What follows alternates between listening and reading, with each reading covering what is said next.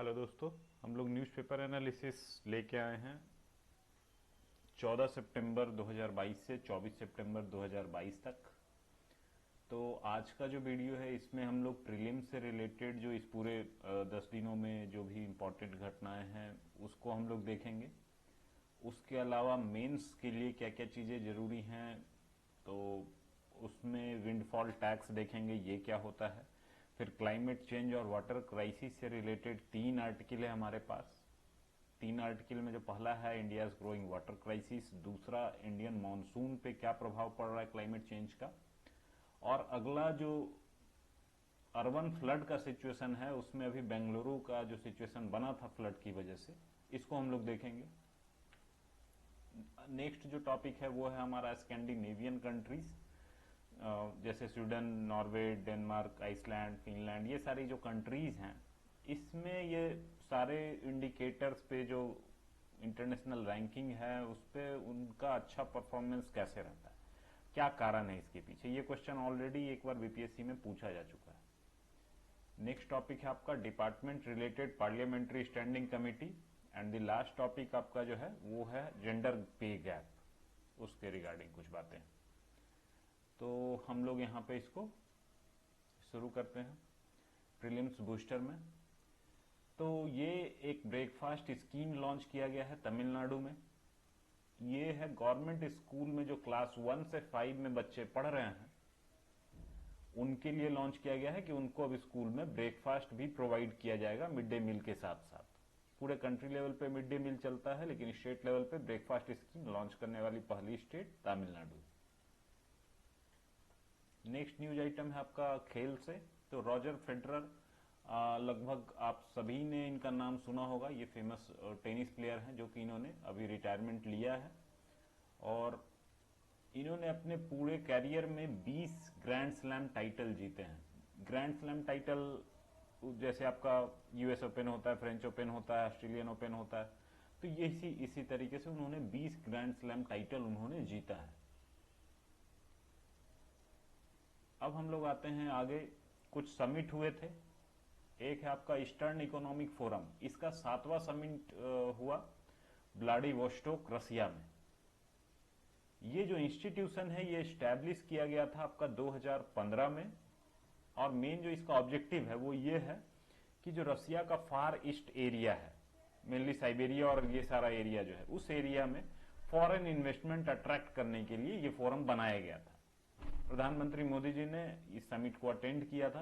इसके बाद एक और समिट हुआ, एससीओ समिट। एससीओ है आपका संघाई कॉपरेशन ऑर्गेनाइजेशन। ये मेनली स्टार्ट किया गया था, चाइना रसिया मेनली थे, उसके अलावा सेंट्रल एशिया कंट्री के कुछ मेंबर्स थे, इंडिया और पाकिस्तान भी इसमें शामिल किए गए हैं। रिसेंटली 2-3 साल 17 के आसपास आई थिंक शामिल हुआ है इंडिया और पाकिस्तान।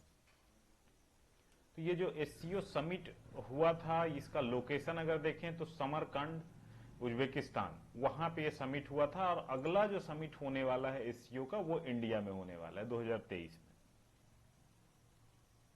में। नेक्स्ट आइटम पे आते हैं। नेक्स्ट आइटम है प्रधानमंत्री मोदी जी के द्वारा कूनो पालपुर नेशनल पार्क मध्य प्रदेश में है, यहां पे 8 चीते रिलीज किए गए। ये चीते आए कहां से, तो नामीबिया और साउथ अफ्रीका से। जबकि चीता जो हमारा इंडिया में होता था वो एक्सटिंक्ट हो गया था, यहां से विलुप्त हो गया था 1952 में ही।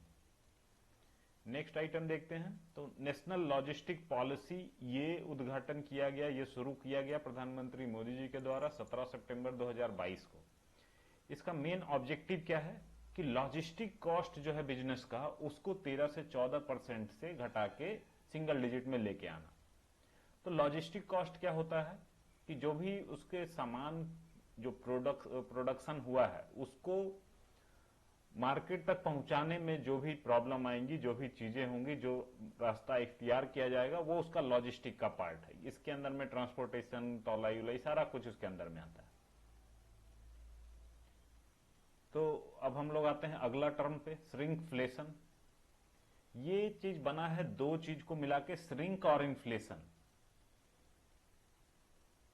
जनरली इन्फ्लेशन में क्या है कि किसी प्रोडक्ट का दाम जो है महंगा हो जाता है, जनरल फिनोमिना ये है। तो ये इन्फ्लेशन है कि प्रोडक्ट महंगा हो गया तो ये महंगाई है।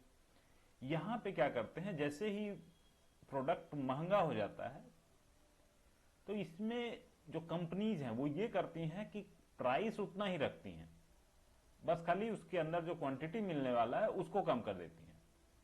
फॉर एग्जाम्पल हम लोग पार्ले जी का बिस्किट देखते हैं, ये आज से 20 साल पहले 100 ग्राम बिस्किट मिल जाता था 5 रुपए में, जो अभी की टाइम पे देखें तो 70-80 ग्राम हम लोग को मिलता है 5 रुपए में। तो उन्होंने प्राइस सेम रखा है, बस क्वांटिटी को कम कर दिया है।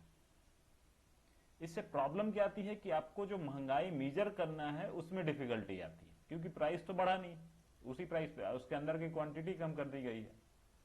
एक तरीके से ये कस्टमर को डिसीव करने जैसा भी लगता है कि उसको धोखा दे रहा है। अगला न्यूज आइटम देखें कि पीएम केयर्स फंड, ये पीएम केयर्स फंड आप लोग प्रिपरेशन कर रहे हैं तो आपको जानकारी होगी कि कोविड के दौरान में प्रधानमंत्री मोदी जी के द्वारा इसकी शुरुआत की गई थी और इसका ऑब्जेक्टिव ये था कि कोरोना से लड़ने में देश को अगर कोई नागरिक सहयोग करना चाहता है तो यहाँ पे डोनेट कर सकता था। बाहर से भी डोनेशन आ सकते थे, इसमें स्पेसिफिक वैसा नहीं कि सिर्फ इंडियन ही डोनेट करेंगे, बट यह पर्पस ये था कि वहां पे एक सेंट्रलाइज फंड हो जिससे कि कोई भी डोनेशन अगर कोविड के लिए आ रहा है तो उधर डायरेक्ट किया जा सके। इसके ट्रस्टी के तौर पे अभी 3 लोगों को अपॉइंट किया गया है। रतन टाटा जी एक फेमस इंडस्ट्रियलिस्ट हैं, आप सभी लोग जानते होंगे इनका नाम। नेक्स्ट सुप्रीम कोर्ट के फॉर्मर जज रह चुके हैं केटी थॉमस, और फॉर्मर लोकसभा के डिप्टी स्पीकर करिया मुंडा। ये 3 लोगों को यहां पे ट्रस्टी के तौर पे अपॉइंट किया गया है। तो इन तीनों नामों को ध्यान में रखना जरूरी रहेगा।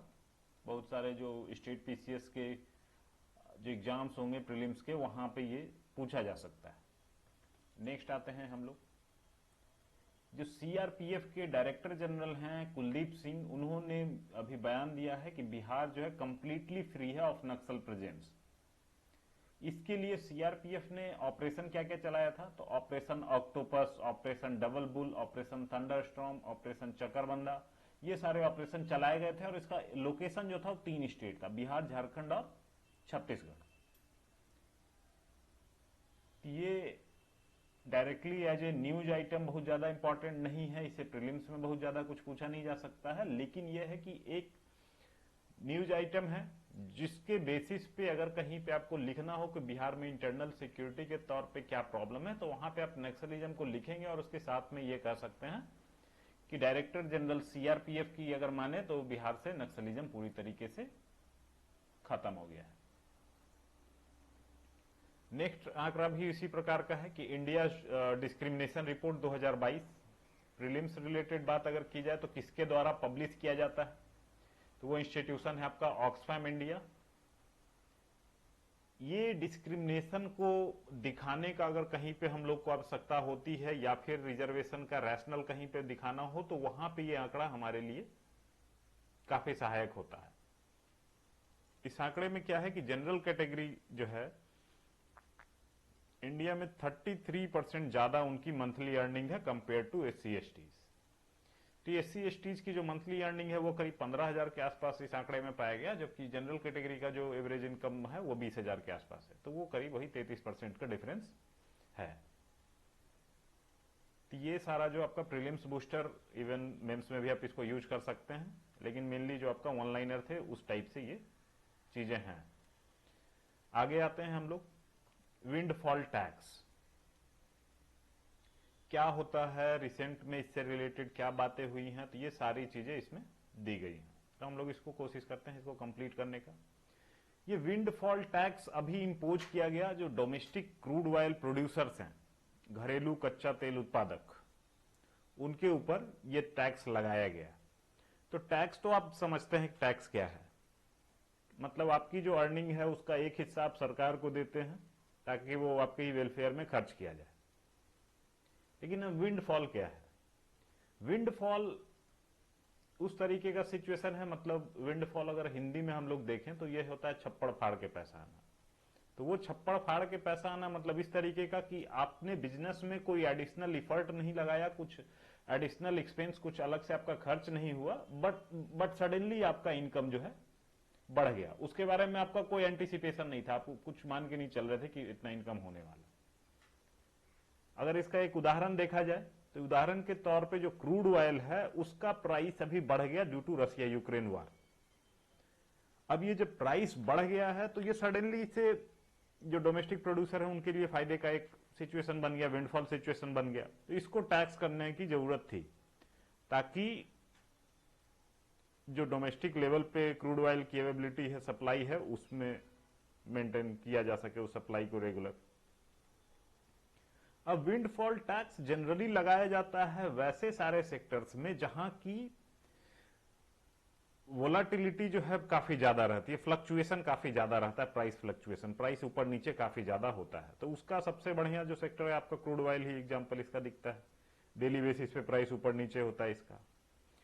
तो इसी विंडफॉल टैक्स के तौर पे भारत सरकार ने इंट्रोड्यूस किया 1 जुलाई 2022 को हर टन पे 23,250 रुपए का विंडफॉल टैक्स इंट्रोड्यूस किया गया डोमेस्टिक क्रूड ऑयल प्रोडक्शन पे। इसको बाद में फिर रिवाइज भी किया गया लगभग 3-4 बार, तो अभी 14,000 पर टन के आसपास ये फिगर चल रहा है। इस टैक्स को लगाने में गवर्नमेंट ने क्या रैशनल दिया, इन्होंने बोला 2 चीज कि जो प्रोड्यूसर हैं वो हमारे यहाँ का क्रूड ऑयल यहाँ प्रोड्यूस होगा और इसको वो लोग डोमेस्टिक मार्केट में लाने की बजाय उसको इंटरनेशनल मार्केट में एक्सपोर्ट करना चाहेंगे, क्योंकि इंटरनेशनल मार्केट में ज्यादा है प्राइस, तो वो अपना प्रॉफिट को मैक्सिमाइज करने के लिए बाहर एक्सपोर्ट करना चाहेंगे। दूसरा क्या है, इसको हम लोगों ने एक जो अपने कंट्री का ट्रेड डेफिसिट था उसको भी कम करने के तौर पे इसको देखा जा रहा है। उसको कैसे कम करेंगे कि मान लीजिए कि अगर क्रूड ऑयल बाहर एक्सपोर्ट नहीं किया जा रहा है, हमारे कंट्री में ही वो चीज यूज हो, तो हमारा क्या है कि जो क्रूड ऑयल में इंपोर्ट में जो खर्चा होता है वो थोड़ा सा कम हो जाएगा, इससे आपका ट्रेड डेफिसिट कम होने में सहायता मिलेगी। लेकिन इस तरीके के टैक्सेस का क्या प्रॉब्लम है, इससे प्रॉब्लम, जो पहला प्रॉब्लम ये होता है कि आपका जो टैक्स रिजीम है उसमें अनसर्टेनिटी आ जाती है। तो जब तक टैक्स में निश्चितता नहीं रहेगी तब तक जो है इन्वेस्टर जो है आपके पास नहीं आएगा। इन्वेस्टर को लगेगा कि यहां तो कभी भी टैक्स ऊपर नीचे कर दिया जाता है, तो उसका खुद के कैलकुलेशन में प्रॉब्लम आएगा कि क्या प्रॉफिट उसको फ्यूचर में आने वाला है, उसको एंटिसिपेट कर ही नहीं पाएगा। तो ये जो है इन्वेस्टर को काफी ज्यादा एप्रीहेंशन उनके अंदर में पैदा करता है, जिसकी वजह से वो कहीं पे पैसा लगाने से फिर बचते हैं। तो इस आर्टिकल में इतना है। नेक्स्ट आते हैं हम लोग। नेक्स्ट है आपका वाटर क्राइसिस का जो सिचुएशन है उसको दिखाया गया है इसमें, और इसमें जो रूरल अर्बन का प्रॉब्लम है वाटर क्राइसिस में, वो एक नया एंगल ऐड किया गया है। इसी वजह से इसको जो है जानना, बस यही एक नया एंगल इसमें ऐड किया गया। अदरवाइज वाटर क्राइसिस हम लोग कई बार इसको देख चुके हैं। ये आर्टिकल शुरू होता है ऐसे कि जो ग्लोबल अर्बन वाटर इंफ्रास्ट्रक्चर है ग्लोबली, डेली लेवल पे 500 बिलियन लीटर वाटर जो है इंपोर्ट करते हैं अपने आसपास के एरियाज से, और ये पूरा अगर डिस्टेंस इसको अगर कंबाइंडली देखा जाए तो 27,000 किलोमीटर का एरिया टोटल लगभग कवर होता है ग्लोबल लेवल पे। अब चूंकि जो सिटी का वाटर सप्लाई है वहां के ग्राउंड वाटर को बहुत ही बुरे तरीके से एक्सप्लॉइट किया जा चुका है, तो वो अब डिपेंडेंट है आसपास के जो वाटर बेसिन्स हैं और पास के जो स्टेट्स हैं उनके द्वारा पानी ट्रांसफर किए जाने पे उनकी निर्भरता काफी ज्यादा है। इसका एक उदाहरण इस आर्टिकल में दिया गया है अहमदाबाद का। तो अहमदाबाद जो है 1980 में अपना जो वाटर नीड था पूरे सिटी का, उसका 80% अपने खुद के ग्राउंड वाटर से पूरा कर लेता था। लेकिन अभी सिचुएशन ये है कि इनको अपना जो करेंट वाटर नीड है इसको मीट करने के लिए नर्मदा कैनाल्स पे डिपेंडेंट रहना पड़ता है। तो ये हम लोग देखते हैं कि जो सिटी हैं, बड़ी जो सिटीज हैं, उनकी जो पानी की आवश्यकता है वो उनके आसपास के जो रूरल एरियाज हैं उनके द्वारा पूरा किया जा रहा है। तो ये नियर फ्यूचर में रूरल अर्बन डिवाइड का एक बड़ा फैक्टर बन सकता है, और इस सिचुएशन को और भी खराब करने में रोल प्ले कर सकता है क्लाइमेट चेंज। तो क्लाइमेट चेंज वाली बात आई है, तो क्लाइमेट चेंज से संबंधित हमारा अगला आर्टिकल है कि क्लाइमेट चेंज का हमारे मॉनसून पे क्या प्रभाव पड़ रहा है। तो ये आर्टिकल है। अब इसका डायरेक्ट हम लोग इंपैक्ट देखें कि क्या प्रभाव पड़ता है, अभी देखने को जो मिल रहा है प्रभाव। तो उसमें जो सबसे क्लियर कट जो 5 पॉइंट लिखे हुए हैं उसको आप कहीं पे भी impact of climate change on Indian monsoon directly आप उसको लिख सकते हैं। इस टाइप का क्वेश्चन ऑलरेडी एक बार बीपीएससी में पूछा जा चुका है, तो यूपीएससी में भी ये रेगुलर फिनोमेना है, पूछा जाता है। तो उस हिसाब से हम लोग को पॉइंट वाइज इसको प्रिपेयर रखना काफी ज्यादा हेल्पफुल रहेगा। जैसे पहला है कि जो मॉनसून सिस्टम है उसका जो ऑलरेडी इस्टेब्लिश्ड ट्रैक रहा है कि कैसे वो आकर के किस किस डायरेक्शन में जाएगा, किस किस तरीके से आगे बढ़ेगा, कहां से होता हुआ बढ़ेगा, कहां बारिश होगी कहां नहीं होगी, उसमें परिवर्तन देखने को मिल रहा है। दूसरा क्या है कि लो प्रेशर और डिप्रेशन सिचुएशन ये अपनी पोजीशन से साउथ नीचे घसक रहे हैं। तो लो प्रेशर और डिप्रेशन सिचुएशन क्यों जरूरी है? क्योंकि जो रेनफॉल एसोसिएटेड होता है मॉनसून का वो उस एरियाज में होता है जो कि लो प्रेशर वाला एरिया है। लो प्रेशर आपका एटमॉस्फेरिक प्रेशर। जनरली जो बारिश होती है वो लो प्रेशर वाले सिचुएशन में ही आपको बारिश होगी। हाई प्रेशर वाले सिचुएशन में बारिश की सिचुएशन नहीं बनती है, वहां से फिर हवाएं बाहर की ओर जाती हैं। लो प्रेशर में उसको आके फिल करती हैं बाहर से हवाएं, तो वो जो है अपने साथ मॉइस्चर लाती हैं और उसकी वजह से बारिश होता है। तीसरा क्या है? फ्लैश फ्लड, सडनली बहुत ज्यादा मात्रा में बारिश हो जाना और उसकी वजह से फ्लड का सिचुएशन बन जाना। फोर्थ क्या है कि जो एक्सट्रीम वेदर इवेंट है उनकी इंटेंसिटी और उनकी फ्रीक्वेंसी में बढ़ावा आया है। एक्सट्रीम वेदर इवेंट मतलब क्या? बहुत ज्यादा बारिश होना, बहुत ज्यादा सूखा पड़ना, तो इनकी इंटेंसिटी और फ्रीक्वेंसी में काफी ज्यादा अभी हम लोग को ऊपर नीचे दिखता है। इसकी वजह से हमारा जो फूड सिक्योरिटी है उस पर बहुत ज्यादा बुरा प्रभाव पड़ रहा है, जिससे उसका आपका सोशियो इकोनॉमिक इंपैक्ट है, पूरे समाज पे, पूरे इकोनॉमी पे इसका प्रभाव पड़ता है। जैसे फॉर एग्जांपल बिहार में अभी सिचुएशन बन रहा है कि राइस बहुत ज्यादा प्रोडक्शन हमारे कंट्री में, हमारे स्टेट में ज्यादा नहीं होने वाला है आपकी, क्योंकि उतना ज्यादा बारिश हुआ नहीं है बिहार में। अब अगर करेंट ईयर का जो मॉनसून है उसमें देखें तो इंटेंस लानीना का सिचुएशन बना हुआ था। लानीना और अल्नीनो ये दो फिनोमेना है। ये आपका एटमॉस्फेयर और जो ओशियन है उससे रिलेटेड फिनोमेना है, लानीना और अल्नीनो। ये पैसिफिक ओशियन की घटना है। इसको आप लोग एक बार गूगल सर्च करेंगे दोनों को, उसके बारे में पढ़ें जरूर, ये बहुत ही इंपॉर्टेंट टॉपिक है। इनकेस अगर आप इसको नहीं समझ पाते हैं तब आप इस वीडियो के कमेंट बॉक्स में भी डाल सकते हैं, उसको हम लोग कोशिश करेंगे कि अगले वीडियो में इसको कंप्लीट कर लें, अगर प्रॉब्लम ज्यादा लोगों को है तो। अदरवाइज अगर सिंगल टू सिंगल एक्सेस इसको करना है तो टेलीग्राम जो चैनल है उस पर भी आप लोग अपना डाउट डाल सकते हैं। नेक्स्ट क्या है कि ईस्ट इंडियन ओशियन जो आपका बे ऑफ बंगाल वाला जो एरिया है उसमें अब नॉर्मल वार्मिंग की सिचुएशन बनी हुई थी, उससे भी हमारा मानसून काफी ज्यादा प्रभावित होता है। फिर जो हमारा इंडियन ओशियन डाइपोल है ये भी आपका ज्योग्राफी का फेनोमेना है, इसको भी आप लोग गूगल सर्च करें, समझें। नहीं समझ में आता है तो आप लोग बताएं, उसको क्लियर करेंगे हम लोग। तो उसका निगेटिव सिचुएशन बना हुआ था। तो जनरली जो निगेटिव इंडियन ओशियन डाइपोल होता है उससे मानसून बुरे तरीके से थोड़ा निगेटिवली प्रभावित होता है। निगेटिव इंडियन ओशियन अगर डाइपोल बने तो वही, अगर पॉजिटिव रहेगा तो वो मानसून को और ज्यादा सपोर्ट करेगा, बढ़ावा देगा। तो ये तो हमारा सिचुएशन हो गया कि ये आसपास की जो वेदर और ओशियन रिलेटेड जो फेनोमेना थे उसका क्या प्रभाव होने वाला था। उसके हिसाब से तो हमारा बहुत ज्यादा निगेटिव इंपैक्ट नहीं होने वाला था। ये हम लोग को दिखा भी कि हमारे कंट्री में मानसून इस साल नॉर्मल रहा, लेकिन नॉर्मल रहते हुए भी कैसे प्रॉब्लम क्रिएट हुआ है वो हम लोग देखते हैं।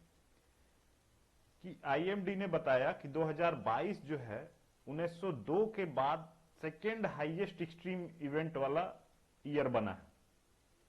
सबसे ज्यादा एक्सट्रीम इवेंट्स 120 साल के बाद यह सिचुएशन देखने को मिला है। तो यहां मॉनसून का जो रेनफॉल हुआ वो तो बहुत ही अच्छे मात्रा में हुआ हमारे कंट्री में, लेकिन जो उसका एरिया वाइज अगर देखें हम लोग डिस्ट्रीब्यूशन, तो उसमें मेन प्रॉब्लम था। जहां पे हम लोग देखते हैं कि एमपी, महाराष्ट्र, गुजरात और राजस्थान, यहां पे एक्सेस रेनफॉल हुआ है, जबकि वेस्ट बंगाल, बिहार और झारखंड में डिफिशियंसी का सिचुएशन देखने को मिला। वहीं कंट्री लेवल पे जाएं तो इंडिया, बांग्लादेश, पाकिस्तान, यहां पे फ्लड वाली सिचुएशन बनी हुई थी, जबकि चाइना में ड्राउट का सिचुएशन था, वहां सूखा पड़ रहा था चाइना में। तो ये सिचुएशन हम लोग को देखने को मिला। ये आपका मॉनसून पे क्या प्रभाव पड़ता है क्लाइमेट चेंज, 5 पॉइंट बिल्कुल क्लियर कट में दिया हुआ है। फिर आपका टेम्पोरल वेरिएशन, उसका एग्जाम्पल अगर हम लोग देखें सेक्टोरल वेरिएशन, तो उसका आपका दोनों एग्जाम्पल है। एक तो स्टेट वाइज वाले में कैसे एक जगह पे एक्सेस रेनफॉल हो रहा है, कैसे दूसरे जगह पे डेफिशिएंसी की सिचुएशन। इसी को इंटरनेशनल लेवल पे आपको दिखाना है, तो इंडिया, बांग्लादेश, पाकिस्तान, यहाँ पे इंडियन जो सब कॉन्टिनेंट का एरिया है उसका एक मेजर पोर्शन ये 3 कंट्री बनती है। तो यहाँ पे फ्लड का सिचुएशन बना हुआ है, जबकि चाइना में ड्राउट का सिचुएशन था। नेक्स्ट आते हैं हम लोग, यही बारिश से जो सिचुएशन बनता है अर्बन फ्लड का। ये जो अर्बन फ्लड का सिचुएशन है, इसी में हमारा बेंगलुरु का एग्जांपल दिया गया है, जो करंट में इस साल में बेंगलुरु में फ्लड की सिचुएशन देखने को मिली। तो हम लोग इसको देखते हैं कि लास्ट 15 सालों में एक्सट्रीम रेनफॉल का जो इवेंट है, एक्सट्रीम रेनफॉल इन 24 आवर्स, 24 घंटे में कितनी बारिश हो रही है, इसका बहुत 2-4 एग्जाम्पल हम लोगों ने देखा है। जैसे मुंबई में 2005 में एक दिन में 900 mm रेन बारिश हुई, चेन्नई में 300 mm से ज्यादा बारिश हुई 2015 में। वहीं बेंगलुरु में इस साल जो है 130 mm से ज्यादा एक दिन में बारिश हुई। तो ये जो सिचुएशन बन रहा है, इसमें क्लाइमेट चेंज और ग्लोबल वार्मिंग दोनों का बड़ा रोल देखने को मिलता है। कैसे? तो इससे आपका 2-3 पॉइंट जो दिया है, इसको हम लोग देखते हैं। जैसे पहला क्या है कि high rate of evaporation from oceans, जो आपका समुद्र है उससे बाष्पीकरण की प्रक्रिया में ज्यादा तेजी आएगी, क्योंकि आपका टेम्परेचर बढ़ा है, ग्लोबल वार्मिंग हुआ है, तो ज्यादा इवेपोरेशन होगा। नेक्स्ट क्या है कि जब आपका ग्लोबल वार्मिंग हुआ, टेम्परेचर गर्म है, आपका एटमॉस्फेयर ज्यादा गर्म है, तो ये वार्मर अगर एटमॉस्फेयर होगा तो वो ज्यादा वाटर वेपर अपने साथ में होल्ड कर सकता है, ज्यादा टाइम के लिए होल्ड कर सकता है।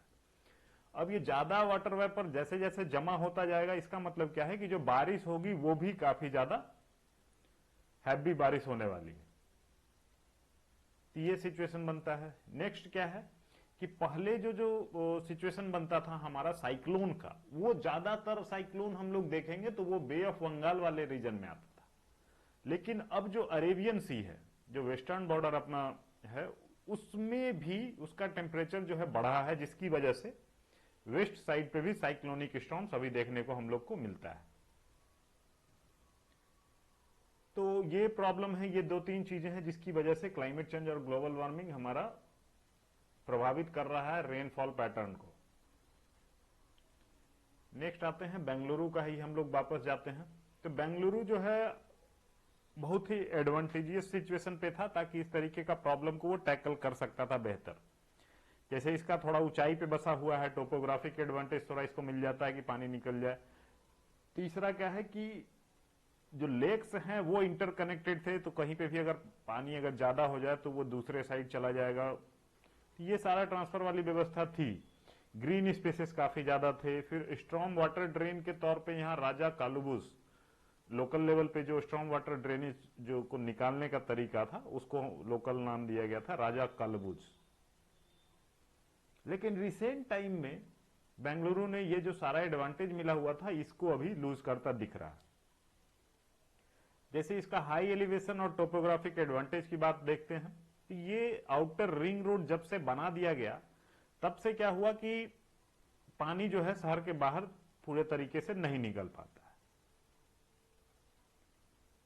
नेक्स्ट आते हैं इंटरकनेक्टेड लेक्स की। तो लेक्स को इंक्रोच कर दिया गया है, ग्रीन स्पेसेस खत्म हो गए हैं, और जो स्ट्रॉम वाटर ड्रेनेज थे वो काफी ज्यादा ब्लॉक्ड है, जिससे कि पानी पूरा निकल नहीं पा रहा। तो ये सारे प्रॉब्लम्स, जो एडवांटेज था उसको बेंगलुरु लूज कर दिया है। इसी का एक एग्जाम्पल दिया है, वार्थुर एक वहां पे लेक है, उसको समझाते हुए कि जो वार्थुर में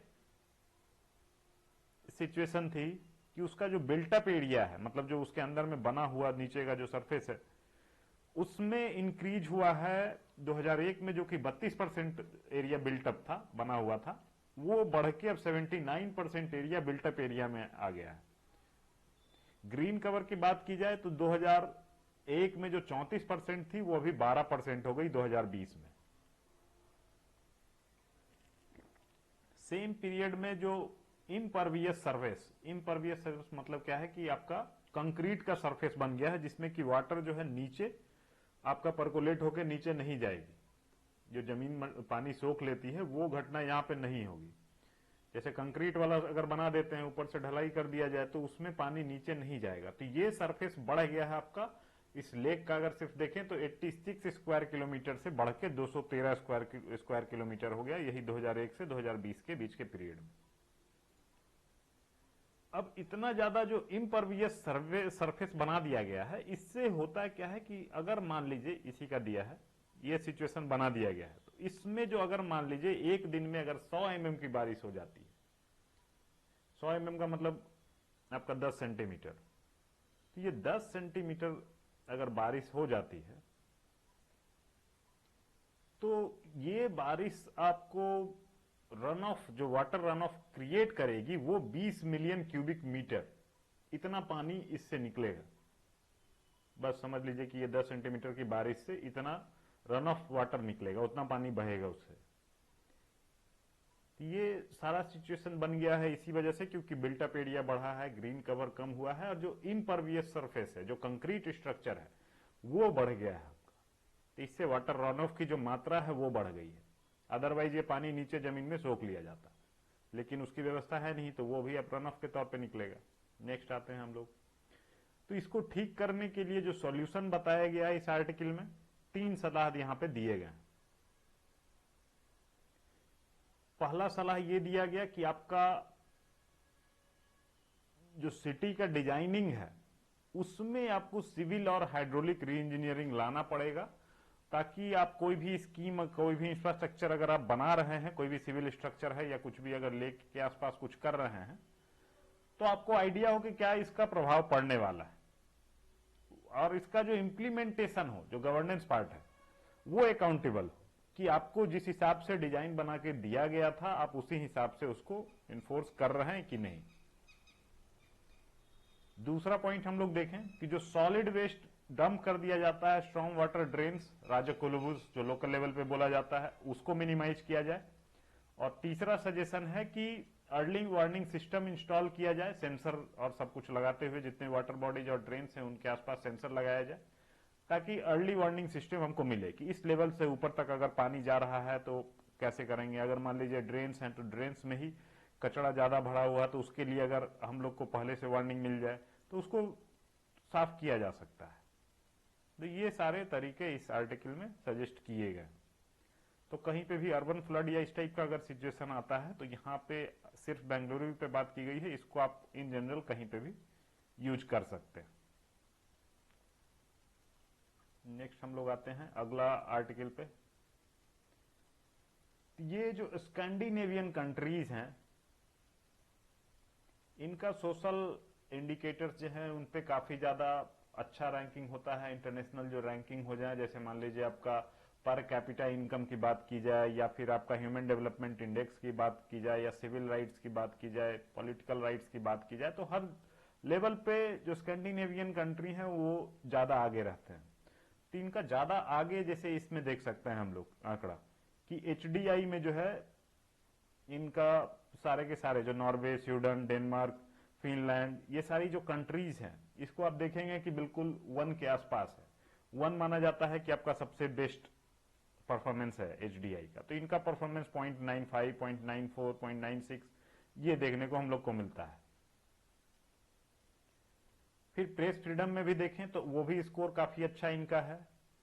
पॉलिटिकल राइट्स में अच्छा है, सिविल राइट्स में अच्छा है। पर कैपिटा इनकम देखते हैं तो पर कैपिटा इनकम में भी ये लोग 50,000 पर डॉलर जो है पर कैपिटा इनकम इनका उससे ऊपर ही है। मीन ईयर ऑफ स्कूलिंग वो देखें गर्ल्स के लिए, तो वो जो है आपका 12 साल से ज्यादा लगभग लगभग दिख रहा है सारे स्कैंडिनेवियन कंट्रीज में। तो ये जो हम लोग को दिखता है कि ये इतना बेहतर परफॉर्म कर रहे हैं, तो इनका बेहतर परफॉर्म करने का आधार क्या है? एक तो क्या है कि इनके यहाँ गवर्नेंस जो है वो पार्टिसिपेटिव है, सभी लोग उसमें पार्टिसिपेट करते हैं। टैक्सेशन इनका प्रोग्रेसिव है, मतलब जैसे आपका इनकम बढ़ेगा उसके हिसाब से आपके ऊपर टैक्सेशन की मात्रा बढ़ेगी, तो ये प्रोग्रेसिव टैक्सेशन होता है। नेक्स्ट क्या है कि बहुत सारी सोशल सर्विसेज है उनको पब्लिकली प्रोवाइड किया जाता है वहां की गवर्नमेंट के द्वारा। वहां चाइल्ड केयर और एजुकेशन उसमें बहुत अच्छा इन्वेस्टमेंट है। लेबर मार्केट का जो इंस्टीट्यूशन है वो काफी ज्यादा स्ट्रांग है, और साथ में इसका मतलब ये नहीं कि आपका सिर्फ सोशलिज्म की बात की जा रही, साथ में जो कैपिटलिस्ट आइडियाज हैं उनको ही प्रमोट करते हैं, जो मार्केट इकोनॉमी है उसको प्रमोट करते हैं। इसके लिए आपका जो एंटरप्रेन्योरशिप का आइडिया है उसको भी काफी ज्यादा सपोर्ट किया जाता है। अब हम लोग देखते हैं कि इन सारे जो कंट्रीज हैं इसमें एक कॉमन फीचर दिखता है। तो कॉमन फीचर के तौर पे देखें क्या कि जो मेजोरिटी ऑफ दी वर्कर्स हैं वो ट्रेड यूनियन से जुड़े हुए हैं। जैसे आइसलैंड में ये 90.7% वर्कर जुड़े हुए हैं, डेनमार्क में 67%, स्वीडन में 65%, फिनलैंड 58%, नॉर्वे 50%। तो ये ट्रेड यूनियन में जुड़े होने की वजह से क्या फायदा मिलता है उसको हम लोग देखेंगे। दूसरा क्या है कि ज्यादातर ये कंट्रीज जो हैं एजुकेशन फ्री दे रही हैं, हेल्थ केयर कुछ में फ्री है कुछ में पार्शली फ्री है। नेक्स्ट क्या है कि मैक्सिमम लोगों को वहां पे अनएम्प्लॉयमेंट अलाउंस दिया जाता है अगर उनका खुद का रोजगार वो कुछ नहीं कमा पा रहे हैं तो। फिर आपका ओल्ड एज बेनिफिट वो दिया जाता है। फिर इंडस्ट्री को भी फ्री हैंड देने के लिए उनको डीरेगुलेट किया गया है, जैसे अपने यहाँ पे एलपीजी रिफॉर्म किया गया था, तो ये वहां पे भी उसको डीरेगुलेशन का व्यवस्था किया गया है। अब इनके बेहतर परफॉर्मेंस के पीछे का कारण क्या है? जैसे ये मैक्सिमम चीजें हम लोग भी कोशिश कर रहे हैं, चीजें हो रही हैं, लेकिन फिर भी हम लोग उतना पीछे क्यों हैं? तो उनके बेहतर परफॉर्मेंस को हम लोग अगर देखें तो पहला कारण क्या है कि उनका पॉपुलेशन जो है एक तो कम है, दूसरा होमोजेनियस है, मतलब एक ही टाइप का पॉपुलेशन है। हमारे जैसा डाइवर्स कंट्री नहीं है उनके पास, तो डाइवर्सिटी की वजह से कुछ कुछ बहुत सारे प्रॉब्लम आ जाते हैं। अब होमोजेनियस पॉपुलेशन है, सब लोग एक ही टाइप से एक ही तरीके से चल रहे हैं, कोई दिक्कत नहीं होती है ज्यादा, तो ये गवर्नेंस को ज्यादा फोकस्ड बना देता है होमोजेनियस पॉपुलेशन होने की वजह से। नेक्स्ट क्या है आपका कॉर्पोरेटिस्ट मॉडल। इसमें क्या है कैपिटल और लेबर दोनों की ही बात को रखा जाता है, समझा जाता है, जो कि वहां पे एक्टिव इतने सारे ट्रेड यूनियंस में देख सकते हैं। जो एम्प्लॉयर हैं जो नौकरी दे रहे हैं उनका एसोसिएशन अलग है। इससे क्या होता है कि कलेक्टिव बार्गेनिंग की फैसिलिटी बेहतर बन जाती है। कलेक्टिव बार्गेनिंग क्या होता है कि अगर मान लीजिए कि किसी कंपनी में एक आदमी है, कोई एक एम्प्लॉय है, वो जाता है एम्प्लॉयर के पास कि हमारी तनख्वाह बढ़ा दी जाए, ज्यादा चांस है कि उसकी बात नहीं मानी जाए। वही मान लीजिए कि पूरा का पूरा जो एम्प्लॉय है सबका सब एक साथ में जाता है कि हमारा जो है वेज इतना से बढ़ाया जाए, तो ज्यादा चांस है कि वो बार्गेन कर लेंगे बेहतर। तो ये सुविधा उपलब्ध है वहां पे। और तीसरा जो इसका रीजन इन जनरल बताया जाता है कि मेनली जो पार्टीज वहां पे पॉलिटिकल पार्टीज गवर्नमेंट में होती हैं वो सोशल डेमोक्रेटिक पार्टीज है। ये पार्टीज वहां पे गवर्नमेंट में रहती हैं। ये एक्चुअली न्यूज आइटम इसी वजह से आया है क्योंकि अभी रिसेंट टाइम में जो राइट विंग पार्टीज हैं उनका राइज हुआ है और जो सोशल डेमोक्रेटिक पार्टीज हैं वो थोड़ा सा नीचे आई है। तो इससे लग रहा है लोग को कि कहीं स्कैंडिनेवियन कंट्रीज का जो परफॉर्मेंस है वो बुरे तरीके से पीछे ना चला जाए। लेकिन इसी आर्टिकल में बोला गया कि ऐसा होने की संभावना कम दिख रही है क्योंकि राइट विंग भी लगभग उसी डायरेक्शन में काम कर रहा है। उनका भी आइडियोलॉजी सिर्फ जो माइग्रेंट्स हैं उन पे डिफर वो करते हैं कि जो सोशल डेमोक्रेटिक वाले हैं वो माइग्रेंट्स को आने देते हैं, उनमें उनको कोई परहेज नहीं है। माइग्रेंट्स में राइट विंग वाले बोलते हैं कि नहीं, हमारे यहाँ पे अलाउ नहीं किया जाएगा। तो ये आर्टिकल इतना था। इसके आगे आते हैं हम लोग नेक्स्ट आर्टिकल में। ये आपका department related parliamentary standing committees को लेके। तो ये आपका जो पॉलिटी वाला सेक्शन है उसमें काफी ज्यादा इंपॉर्टेंट टॉपिक है। तो हम लोग देखते हैं यहां पे इस आर्टिकल में। तो हमारा जो पार्लियामेंट है इसमें करीब करीब 24 department related parliamentary standing committees हैं, और ये बॉडी जो बनाए गए हैं इनको बनाया गया है मेनली जो वेरियस लेजिस्लेशन हो गए, जो बहुत सारे जो बिल्स होते हैं, कानून होते हैं, उनको एग्जामिन करने के लिए, और जो डिफरेंट मिनिस्ट्रीज का बजट प्रपोजल होगा उसको भी एग्जामिन करने का इनको काम दिया गया है। अब इनको मेनली जो काम दिया गया है, ये तो हो गया कि इस पे बहस करना है, बात करना है। अब ये क्यों इनको बनाया गया, क्योंकि जो बिल्स हैं, जो कानून है, उन पे डिटेल डेलिब्रेशन हो सके, और ये इस वजह से ज्यादा फायदेमंद होता है क्योंकि यहां पे जो है पार्लियामेंट के मुकाबले बेहतर, थोड़ा सा ज्यादा कॉर्डियल इन्वायरमेंट मिल जाता है, क्योंकि पार्लियामेंट में डिसरप्शन की सिचुएशन काफी ज्यादा बनी रहती है। वहां जो आपका स्टैंडिंग कमेटी होगा वहां पे डिसरप्शन वाली बात कम होती है। दूसरा क्या है कि जो ग्राउंड रियलिटी है वो लॉ में स्पेस उनको मिल जाता है, क्योंकि वो एक्चुअल सिचुएशन को समझ रहे, वहां पे डिस्कस हुआ है, तब वो चीज पहुंच पाया है कानून के अंदर। अब ये क्वेश्चन आया क्यों है, क्योंकि अभी करंट में हम लोग को देखने को मिला है कि जो बिल रेफर किए जा रहे हैं पार्लियामेंट्री स्टैंडिंग कमिटीज को, उसमें गिरावट आई है। उसको हम लोग देखते हैं इस आंकड़े से कि जो आपका 14वां लोकसभा था उसमें 60% जो बिल्स थे वो रेफर किए गए थे department related parliamentary standing committees को। वहीं 15वां लोकसभा देखा जाए तो उसमें 71% बिल्स को रेफर किया गया था, जबकि 2014 से 19 वाला जो 16वां लोकसभा था हमारा, उसमें ये परसेंटेज बहुत ही शार्पली डिक्लाइन हुआ। मात्र 27% जो बिल्स थे वो रेफर किए गए स्टैंडिंग कमिटीज को, पार्लियामेंट्री स्टैंडिंग कमिटीज को। तो ये फंक्शनिंग जो है उसको बेहतर करने की जरूरत है डिपार्टमेंट रिलेटेड। तो इससे टोटल का टोटल जो हमारा लॉ मेकिंग प्रोसेस है उसमें ही बदलाव आने की यहां पे हमको दिखता है कि वो मिलेगा। तो इसमें करेक्टिव स्टेप के तौर पे देखें तो क्या क्या चीजें की जा सकती हैं इसको ठीक करने के लिए। तो एक तो कहा गया ये कि department related parliamentary standing committees, इसको जो है कंपल्सरली भेजा जाए हर बिल को। नेक्स्ट क्या है कि जो पार्लियामेंट्री स्टैंडिंग कमिटीज हैं वहां पे जो पार्टी का विप होता है उसका कोई रोल नहीं होना चाहिए। विप होता है ये कि अगर विप जारी हो जाए किसी पॉलिटिकल पार्टी के द्वारा कि आपको जो है किसी बिल के फेवर में वोट देना है या किसी के अगेंस्ट में वोट देना है, तो वो पार्टी का विप डिसाइड कर देता था। तो ये चीज यहां पे अप्लाई नहीं होना चाहिए।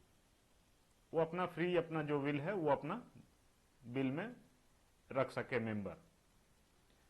तीसरा क्या है कि एक फिक्स टाइमलाइन मिले इन स्टैंडिंग कमिटीज को भी कि आप रिकमेंडेशन दें और इस रिपोर्ट अपना प्रेजेंट करें। एक फिक्स टाइमलाइन के अंदर वो काम करें, ताकि ये भी जो डिले वाली बात है वो भी दूर हो जाए। नेक्स्ट क्या है, इसको बेहतर करने के लिए जो रेस्पेक्टिव फील्ड जिससे रिलेटेड हम लोग लॉ लेके आ रहे हैं उसके एक्सपर्ट को भी उसमें शामिल किया जाए। जैसे अगर आईटी एक्ट लेके आते हैं या फिर पर्सनल डाटा प्रोटेक्शन बिल अभी लाने की बात की गई थी, तो उसमें उस डायरेक्शन में जो भी एक्सपर्ट है कंट्रीज में, प्राइवेट सेक्टर, पब्लिक सेक्टर, उन सबको वहां पे इनवाइट किया जाना चाहिए।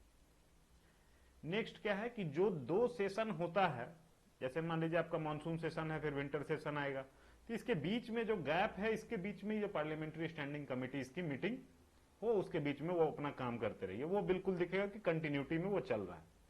जैसे मान लीजिए कि एक सेशन में इंट्रोड्यूस किया गया बिल, उसमें रेफर कर दिया जाए स्टैंडिंग कमिटी को, वो बीच के पीरियड में अपना काम करे, उसमें फिर अगले सेशन में उसका रिपोर्ट और रिकमेंडेशन को पेश कर दिया जाए। तो इससे जो कंटिन्यूटी है वो बहुत अच्छी बनी रहेगी। तो इस आर्टिकल में इतना था। नेक्स्ट आते हैं हम लोग जेंडर पे गैप को लेके। इसमें कुछ कुछ बातें हैं, बहुत ज्यादा कुछ इसमें नहीं है हमारे पास, बट स्टिल जो कैरी करने लायक बात है वो हम लोग देख सकते हैं। ये आर्टिकल में बताया गया है कि जो इंडियन वुमेन थी 1993-1994 का जो पीरियड था उसमें अपने मेल काउंटर पार्ट के मुकाबले 48% कम कमाती थी। उनका जो सैलरी था 48% कम था। ये गैप जो है डिक्लाइन होकर 28% आ गया 2018-19 में, लेकिन 18-19 से 20-21 में फिर से ये गैप 7% से बढ़ गया। तो इसका एक बड़ा कारण, ऑब्वियस सा रीजन आपका पैंडेमिक दिख रहा है। लेकिन पैंडेमिक के साथ साथ में एक बड़ा पार्ट है गैप का, जो कि हम लोग समझ सकते हैं कि उसमें जेंडर डिस्क्रिमिनेशन का एक बहुत ही इंपॉर्टेंट रोल है। इसको दूर करने के लिए भारत सरकार के द्वारा बहुत सारे कदम उठाए गए हैं, जैसे मिनिमम वेजेज एक्ट 1948 में लाया गया, इक्वल रेम्युनरेशन एक्ट, मतलब सबको बराबर तनख्वाह मिले, ये 1976 में लाया गया। अभी रिसेंट टाइम पे देखें तो लेबर कोड लाया गया है वेजेज पे। फिर मनरेगा के तहत में रूरल वुमेन को एम्प्लॉयमेंट, उसको प्रमोट करने की बात की गई है। मैटरनिटी बेनिफिट एक्ट, जिसमें आपका मातृत्व अवकाश जो है वो बढ़ा दिया गया है, लगभग 6 महीने कर दिया गया है। स्किल इंडिया मिशन में वुमेन को स्पेसिफिकली उसके लिए कुछ कुछ लाया गया कि आप उस जो वुमेन है उनके स्किल को बढ़ाया जाए। नेक्स्ट आते हैं। लेकिन जो करेंट रेट ऑफ प्रोग्रेस, जिस रफ्तार से हम लोग बढ़ रहे हैं जेंडर पे गैप को भरने के लिए, ये हमारे देश में अभी 70 साल कम से कम और लगेगा इस पे गैप को भरने में। तो हम लोग को अपना इफर्ट और तेज करने की जरूरत है। और क्यों तेज करने की जरूरत है? क्योंकि हम लोगों को जो एसडीजी गोल है 8 नंबर का, कि achieving full and productive employment and decent work for all women and men, ये टारगेट अचीव करने के लिए हम लोगों को ये गैप को फिल करना बहुत ही ज्यादा जरूरी है। तो यही सारे आर्टिकल थे। आज का जो हमारा वीडियो है इसमें यही मेन इंपॉर्टेंट जो आर्टिकल थे जो फ्यूचर में कैरी किया जा सकते हैं, यही सारी चीजें थी। इसका अगर आपको पीपीटी चाहिए तो हमारा टेलीग्राम चैनल है, टेलीग्राम चैनल का लिंक इस वीडियो के डिस्क्रिप्शन में आपको मिल जाएगा, वहां पे आप जाके हमारा टेलीग्राम चैनल ज्वाइन कर सकते हैं, वहां से आप हमारा पीपीटी डाउनलोड कर सकते हैं। इसके अलावा और कोई चीज और आप जो भी इंट्रोड्यूस करवाना चाहते हो, इसमें ऐड करना चाहते हो, तो वो आप हम लोग को कमेंट बॉक्स में सजेशन के तौर पे बता सकते हैं। तो आज की वीडियो में हमारे पास इतना ही है today. Thank you for watching the video.